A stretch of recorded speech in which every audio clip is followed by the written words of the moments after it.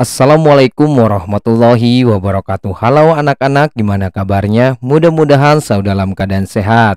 Baik anak-anakku yang hebat, materi PJOK kelas 4 pertemuan ke-11 di semester 2, materinya jenis cedera dalam aktivitas sehari-hari. Nah, sebelum pembelajaran ini dimulai, mari kita berdoa bersama-sama. Berdoa dimulai. Selesai.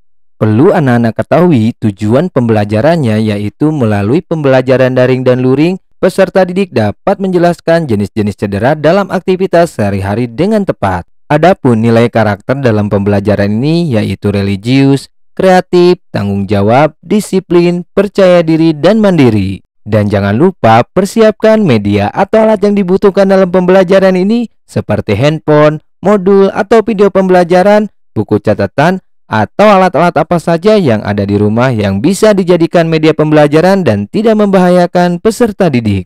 Nah, anak-anakku yang hebat, mari kita simak sedikit literasi materi mengenal jenis cedera dalam aktivitas sehari-hari.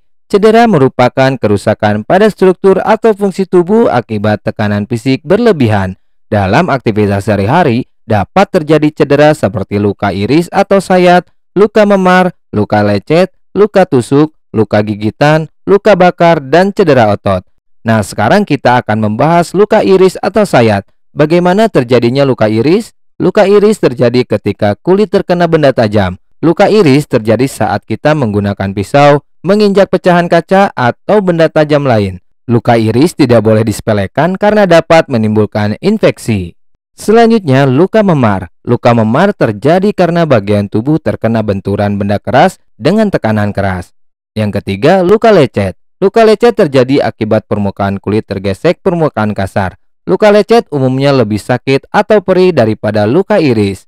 Selanjutnya, luka tusuk. Luka tusuk diakibatkan benda berujung runcing atau tajam. Yang kelima, luka gigitan. Luka gigitan adalah bentuk luka akibat gigitan binatang. Dan terakhir, luka bakar. Luka bakar adalah kerusakan pada kulit yang disebabkan panas, listrik, zat kimia, gesekan, atau radiasi. Nah, sekarang kita akan membahas cara menanggulangi jenis cedera dalam aktivitas sehari-hari. Yang pertama, luka iris atau sayat. Pertolongan pertama pada luka iris atau sayat sebagai berikut. Yang pertama, bersihkan luka dengan air. Yang kedua, taburkan obat antiseptik luka. Ketiga, pasang plester pada luka agar mulut luka tertutup rapat. Dan terakhir, jika diperlukan, pasang pembalut dan tekan pada luka untuk menghentikan pendarahan. Yang kedua, luka memar. Luka memar dapat disembuhkan dengan perawatan sederhana. Tahapan mengobati luka memar sebagai berikut. Yang pertama, kompres bagian memar dengan air dingin atau es sekitar 10 menit. Bagian memar sedikit ditekan untuk mengurangi pembengkakan. Cara ini dilakukan jika luka memar tanpa terjadi pendarahan. Yang kedua, jika terjadi pendarahan pada luka, kompres bagian memar dengan air hangat dahulu selama 15-20 menit. Tujuannya agar pembuluh darah melebar dan aliran darah ke bagian tubuh yang luka lancar. Dengan demikian, proses penyembuhan bisa relatif lebih cepat. Dan ketiga, setiap 3 jam sekali ulangi pengompresan dengan air dingin dan panas bergantian. Selanjutnya, ketiga, menanggulangi luka lecet. Bagaimana cara pertolongan pertama pada luka lecet? Pertolongan pertama pada luka lecet sebagai berikut. Yang pertama, cuci kulit yang lecet dengan air dan obat antiseptik. Gunakan kain kasa untuk mengelap kulit lecet. Yang kedua, bersihkan tanah atau pasir yang menempel. Tekan bagian lecet dengan kasa bersih untuk menghentikan pendarahan. Dan terakhir, tutup luka dengan plester berpembalut lebar untuk menutupi luka di sekelilingnya. Nah, setelah mendengar dan menyimak sedikit literasi materi, ayo lakukan pembiasaan. Apa saja pembiasaan? Berdoa sebelum dan sesudah belajar, sarapan pagi hari dan minum air secukupnya, memakai pakaian olahraga secara mandiri, pemanasan dan pendinginan sebelum dan sesudah beraktivitas gerak, menyiapkan dan membereskan peralatan belajar secara mandiri, dan ucapkan terima kasih kepada orang tua yang telah membantu belajar. Sekarang kita ke aktivitas belajar gerak. Anak-anak, untuk menjaga kebugaran jasmani agar tetap terjaga, lakukan gerakan berikut ini. Anak-anak melakukan lari di tempat dan lompat tepuk. Bagaimana caranya? Yuk kita simak videonya.